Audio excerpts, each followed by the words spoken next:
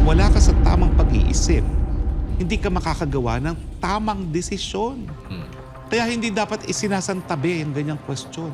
Napaka-importante yan dahil it affects the sound mind of a president. Alam mo ba sa saligang batas na may probisyon na kung sa tingin ng mga miyembro ng kabinete na hindi nakakayaning mamuno ng presidente dahil sa kanyang pag-iisip o dahil sa walang kalakasan, o pwede silang magdeklara na bakante ang opisina ng presidente. Konnichiwa sa ating mga kababayan dyan sa Japan. No? Nanggaling po tayo dyan nung Disyembre, no? Para dun sa ang saya-saya ng Pasko sa Nagoya. No? At talaga namang ang dami pong nanonood dyan sa SMNI sa pamamagitan ng YouTube at ng Facebook. At alam ko rin na matinding naging politika doon. Kasi parehong grupo ng unit team at ang mga dilawan ay pinulong ko naman dahil lahat sila ay mga Pilipino. No?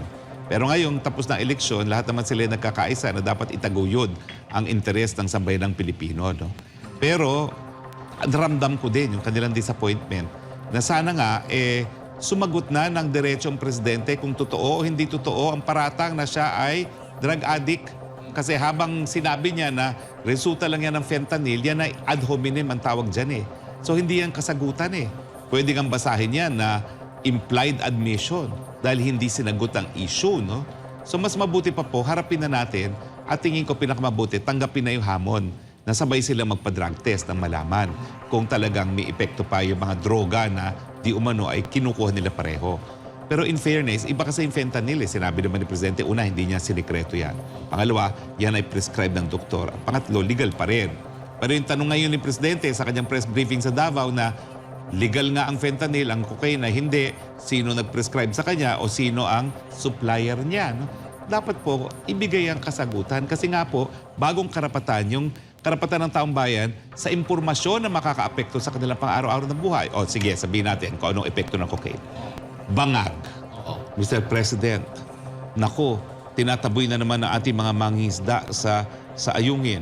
Ay nako, girahin ng China. O, ano na yan? Mr. President, bangag. Ang mga Amerikano gustong gamitin ang ating base militar dahil nga doon sa Taiwan. Ay sige, ibigay! Mr. President, ano na, ito ang pinaka-delikado. Problema ng mga Duterte. Aresto na natin, pakulong na natin silang dalawang mag-ama sa dahig. O sige!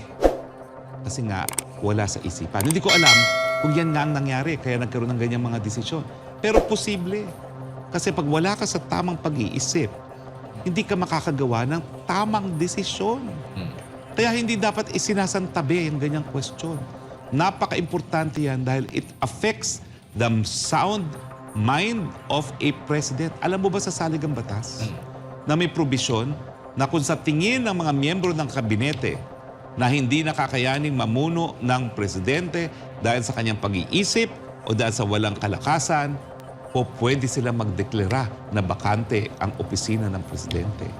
Of course, mahirap isipin mangyayari yan dahil ang mga kabinete ay talagang appointed ng presidente na may tiwala ang presidente. Pero may pagkakilala o may pagkakakilala ang ating saligang batas na po pwede na wala sa tamang isipan ang presidente na hindi na siya dapat mamuno. Ganyan kaimportante yung issue ng pagiging drug addict. Kaya dapat bigyan ng kasagutan.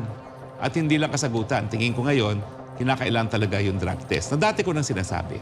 Ulitin ko po, Mr. President, ayaw ko na tinatawag kayong drug addict. Ang tanging pamamaraan na papasinungalingan yan ay sa pamamagitan ng drug test. At kung hindi po pwede po, sa pamamagitan ng buhok. Kasi ang drug test sa pamamagitan ng dugo, 4 na araw lang daw cocaine, wala na yung trace. So kung sa buhok, conclusive. Ang problema, sinong gagawa niyan? Diba? Para siguro patas, kumuha na lang tayo ng neutral country. Ayaw nyo ng Amerika, ayaw natin ng China. Siguro Inglaterra or France. Ang France kasi neutral ngayon eh. Parang nagkakaroon ng sariling tindig ang France. Di mga French authorities ang hayaan nating magawa ng blood test sa pamamagitan ng buhok sa kaparehong pagkatao ni Presidente Duterte at ni Presidente Marcos. Para patas. Pero karapatan na po yan ng taong bayan.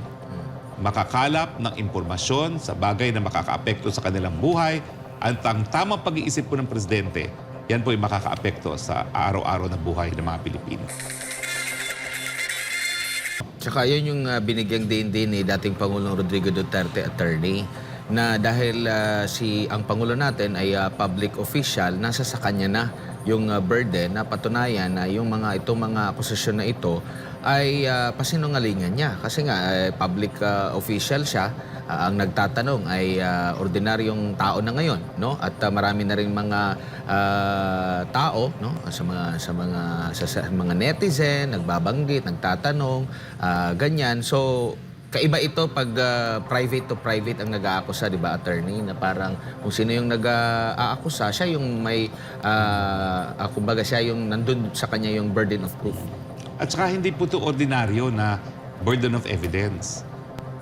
Pamumuno bilang pinakamataas na opisyalis po pinag-uusapan natin. Kaya nga po mas importante ngayon yung karapatan ng taong bayan makalap ang impormasyon sa bagay na nakakaapekto sa kanila. Hindi ko alam kung po pwede nating mapilit ngayon ng presidente na kumuha ng drug test. Kasi yan ngayon ay kabahagi ng ating karapatan. Bagong karapatan na sa kauna-unang pagkakataon ay naroon po ngayon sa 1987 Constitution. So kinakailangan bigla ng kasagutan po. Paano yun, attorney? Sinabi mo dati na kung kasakali mang mapatutunayan na talagang drug addict ang Pangulo, yung mapapatalsik, may immunity. Paano yun? Hindi po. Wala pong immunity ganyan ng presidente. Pero ang sinasabi ko, ito po ay magiging basehan para sa impeachment. Dahil ang impeachment, meron po tayong tinatawag na betrayal of public trust, yung pagtatraidor sa tiwala ng publiko. At dahil ang presidente ay ang pangunahang katungkulin ay ipatupad ang batas, kung talagang drug addict siya, sumuway siya sa batas na pagsuway sa kanyang panunumpa bilang isang presidente na itataguyod ang ating saligang batas. So yan po ay pwedeng betrayal of public trust. Now, of course, hawak na hawak ni Speaker ang Kamara ng Representante, pero kung mapatunayan naman talaga yan, tingin ko naman, mahihirapan ng mga kongresista na sumunod lang sa kagustuhan ni Mr. Speaker kahit gaano pang proyektong ibibigay sa kanila. Dahil talaga kapakanan na po ng bayan ang pinag-uusapan kung totoo na siya ay drug addict. Sa usapin ng impeachment, attorney, may sinabi din ang dating Pangulong Duterte. Sabi na, flower lang ang impeachment. You are in power. Ilan ang i-railroad. O kanila daw i-railroad yan. At kwarta o pera yan ang congressman. Ilang congressman lang naman ang may prinsipyo. Ayan po ang sabi ng dating Pangulo. Tama po yan, pero tingin ko kapag napatunayan ng drug addict, mahihirapan ng ang mga kongresista na sumuporta. Kasi sino bang susuporta sa isang drug addict na presidente? No? Pero di pa po natin napapatunayan yan, ha? Wala pa pong napapatunayan. So let's give the president the benefit of the doubt. After all, tinanong siya, baka naman po sumagot.